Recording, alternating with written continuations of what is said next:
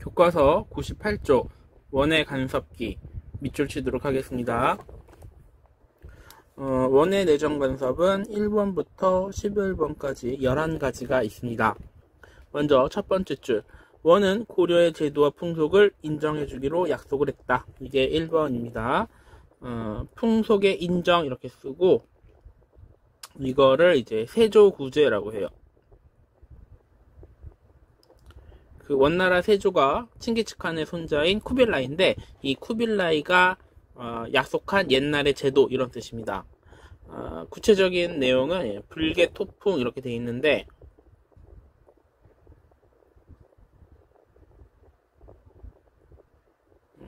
고려의 그 토속적인 풍속을 고치지 않겠다 이런 뜻입니다.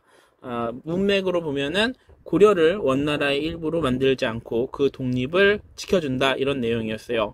그래서 시간이 흐른 다음에 몽골 사람들이랑 고려에 있던 나쁜 사람들이 고려를 없애고 원나라의 일부로 만들자라는 주장을 한 적이 있었는데, 그때마다 고려 왕실에서 세조구제를 계속 이야기해가지고 원나라가 결국 고려의 독립을 지켜주었다. 고려에게는 굉장히 소중한 약속입니다. 한 줄 밑으로 내려가서, 그렇지만 원은 고려에 대한 자신의 영향력을 확대하고자 하였고 고려의 관리를 파견하여 내정을 간섭해왔다. 이게 2번입니다.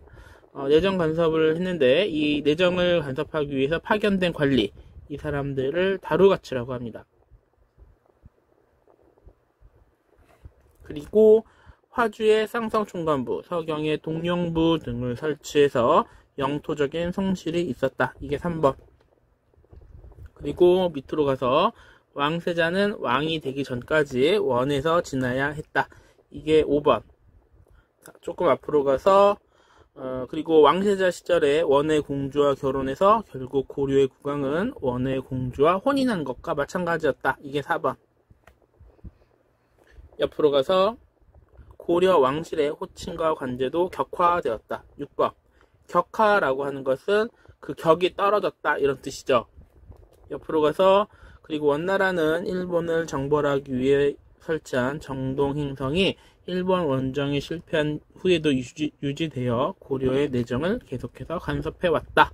이게 7번. 정동행성은 박스치고 별표. 고려의 내정을 간섭하는 기구였고 내정 간섭에 점을 찍습니다. 여기에 이제 다루가치가 파견되는 거죠. 그래서 고려의 내정을 간섭했다. 한 줄 밑으로 내려가서 금, 은, 인삼, 자기, 매 등의 특산물을 보내야 했다. 여기서 한번 끊고 이게 8번입니다. 그리고 공료를 요구했다. 이게 9번.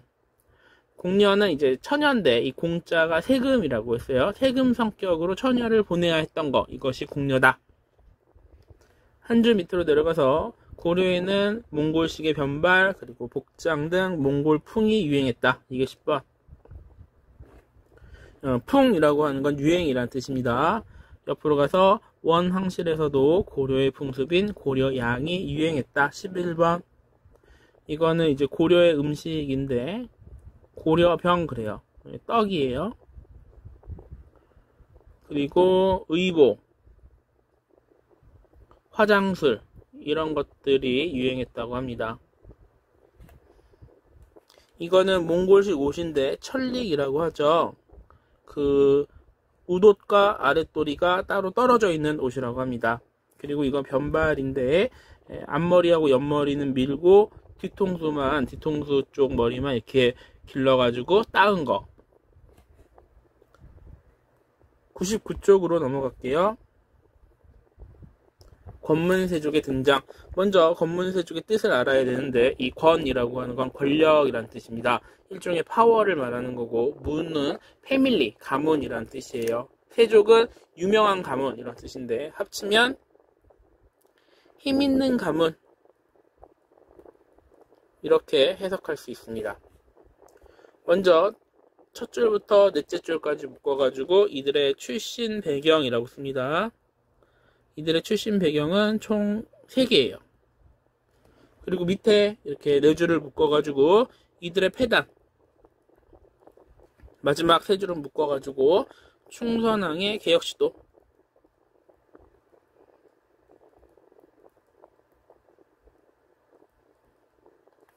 첫 번째 줄부터 하겠습니다. 두 번째 줄에 이 시기의 지배 세력은 권문세족인데 이 사람들은 국왕의 측근 세력이거나 1번 그리고 원과 밀접한 관계를 통해 새롭게 지배층이 된 사람들이었다.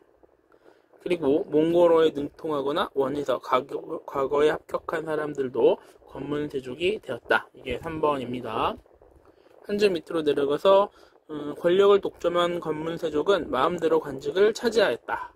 그리고 불법적인 행위를 통해 백성들의 토지를 빼앗고 대규모 농장을 운영하면서도 국가에 대해서는 세금을 내지 않았다. 한 줄 밑으로 내려가서 불교 사원도 매우 타락하여 많은 토지와 노비를 소유하며 여러 폐단을 일으켰다. 한 줄 밑으로 내려가서 많은 농민이 노비와 같은 처지로 몰락해갔고 조세를 부담해야 할 농민의 수는 줄어들어 국가의 재정이 어려워졌다. 충선왕이 박스치고 충선왕은 고려의 26대 왕입니다. 이 사람은 1308년에 왕이 돼서 1313년에 그만뒀는데 이러한 문제를 해결하고자 노력하였으나 결국 실패하죠. 이유는 두 개인데 하나는 원의 간섭 그리고 또 하나는 권문세족의 반발. 원이 고려의 개혁을 반대했던 이유는 이 권문세족이 약해지는 것이 싫어서 그래요. 이 권문세족이 자신들에게 잘 보이고 자신들의 이익을 추종하는 세력인데 이들이 약해지면은 고려를 간섭하고 통제하는데 어려움이 있었기 때문에 고려가 개혁하는 것을 원이 바라지 않았다. 결국 고려의 개혁이 성공하지 못한 이유는 원이 개혁을 찬성하지 않았기 때문이다. 밑으로 내려가서 이제 권문세족의 행포가 사례로 나와 있습니다.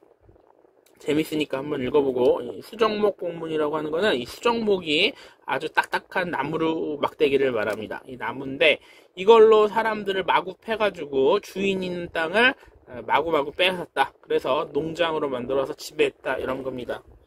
이렇게 권문세족이 행포를 부릴 수 있었던 무엇인가? 왜냐하면 이들은 어떤 사람들이다? 원의 지지를 받는 친원파였다. 국가와 백성들의 이익을 생각하는 것이 아니라 개인의 이익을 추구하고 원나라를 추종하는 세력이었다. 이렇게 정리하겠습니다. 여기까지 하겠습니다.